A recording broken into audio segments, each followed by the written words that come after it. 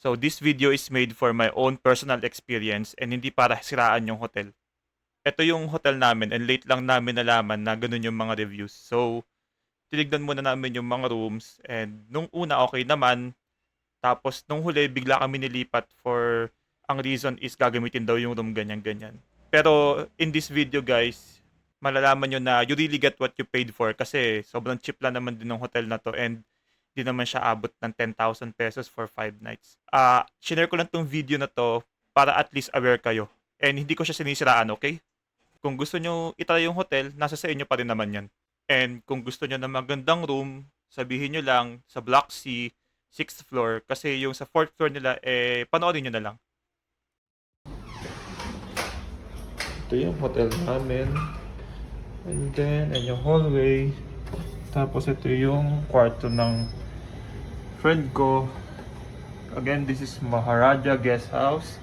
Ito yung pang solo nila. Ayan. Medyo maliit lang. And baka maging claustrophobic kayo or claustrophobic kayo.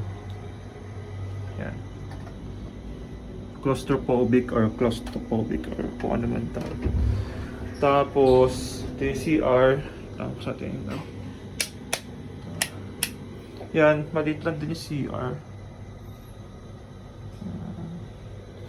For solo person lang talaga siya. Yan. Tapos, mamaya, papakita ko naman yung kwarto namin for 3 persons. Ayan. So, guys, this is a mini eatery. Indian. Si ate, Filipino. Nag-work dito. Tapos, ito yung area ng hotel namin. Tapos, ayan. Ito lang yung papasok ng hotel. Ito lang sa elevator na to. Block C. Then, pagbaba nyo, pwede na kayo main dito. And, one order is 40 Hong Kong dollars. Dito is 50 Hong Kong dollars. With rice na siya parehas. One is the egg curry. This one. Okay. One beef masala with rice. This is mutton. This is And mutton. this is egg curry. Eggplant with the potato. Chickpea masala. Yes. By the way guys, meron pa silang mga beer dito. Meron silang Red Horse. Ayan, may Red Horse din sila. Magkano Red Horse niya ate?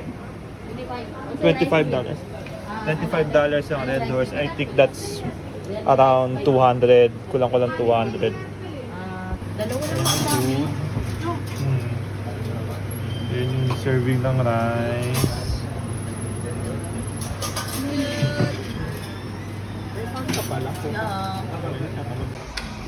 And ito naman yung pang 3 person na bedroom. Ikaw mo naman. Ito yung pang 3 person na bedroom. Medyo malaki siya. And yung shower area namin. Medyo malaki siya. Kasi sa solo, syempre. Tara na. Hintayin namin kayo sa baba. Ikaw muna. Hello. What up? Magpipicture. So, just an update guys sa hotel namin. Pinalitan yung room namin and then ang sabi kasi yung room namin is gagamitin ng maraming tao and need nila palitan dahil hanggang bukas na naman kami. So, hindi na namin pinansin yun. Tapos yung room na pinalit sa amin, ganito siya.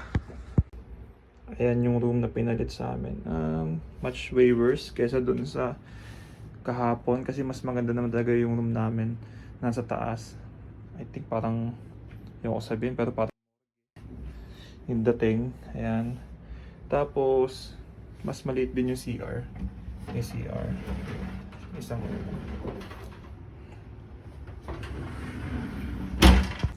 So overall mahal talaga ang hotel sa Hong Kong guys. And you need to understand you get what you pay for. And ito yung binayaran namin. Sobrang mura ng hotel na to dahil nakuha namin to ng promo sa Agoda. 8,000 with airline ticket tapos hotel. And naintindihan naman namin.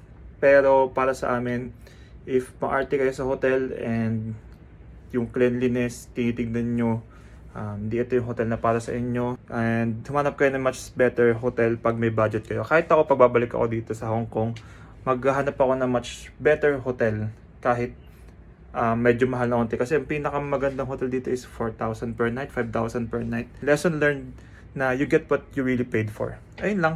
Thank you for watching.